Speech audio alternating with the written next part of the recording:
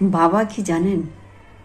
বাবা হলো একটি পরিবার, একটি সমাজ, একটি জাতির কাছে সর্বস্তরের একটি লোক। যে লোকটি পরিশ্রম করে রাত দিন অক্লান্তভাবে পরিশ্রম করে শুধু পরিবারের মুখে হাসি ফোটানোর নাম বাবা। সারাদিন রোদে বাতাসে পুড়ে পরিশ্রম করে ক্লান্তি মাখা শরীরে যখন ঘরে ফেরে, শুধু সন্তানের মুখের হাসি দেখে সেই বাবার ক্লান্তি দূর হয়ে যায়। তারই নাম বাবা। খেতে বসে যখন খাবার টেবিলে ভালো খাবারটা যখন উনার পাতে দেয়া হয়, পাশের ছেলের পাতে যখন বাবা তুলে দেয় ভালো জিনিসটা, তারই নাম বাবা। তবে কেন সমাজে বাবার বয়স বাড়তে বাড়তে অবহেলার শিকার হয়? কেন বৃদ্ধাশ্রম?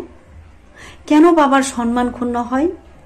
আমি বলতে চাই, কোনো বাবা বৃদ্ধাশ্রমে নয়। যেইভাবে সন্তানদের ভালোবেসে লালন পালন করেছে, আগলে রেখেছে বুকে, ঠিক সেই রকম বয়স শেষে যেন একটি বাবাও পায় সন্তানের কাছ থেকে এতটুকু ভালোবাসা। যেন প্রতিটা মুহূর্ত খাবার আগে বাবা কি খেয়েছে, মা কি খেয়েছে, সেই জিনিসটা খতিয়ে দেখা। অন্তত পক্ষে সপ্তাহে 1 দিন 2 দিন বাবাকে সাথে নিয়ে বসে টেবিলে খাবার খাওয়া। কারণ আপনিও বাবা হয়েছেন, আর এই বাবার প্রতিদান নিশ্চয় আপনিও পাবেন।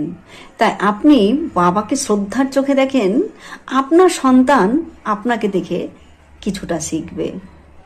আর মূলত এটার পিছনে আমরা নারীরাই খারাপ।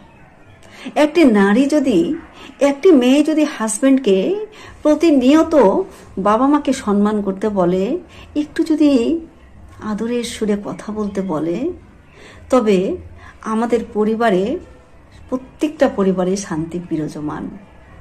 যত গন্ডগোল হোক, হাড়ি ঢাকুন থাকলে তো দুটো কথা হবেই। তবে আমার অনুরোধ, প্রতিটা স্ত্রী যেন তার স্বামীকে একবার বলে, বাবা মাকে বড় কথা বলো না। রাগারাগি তো হবেই, বাবাকে সম্মান করেন।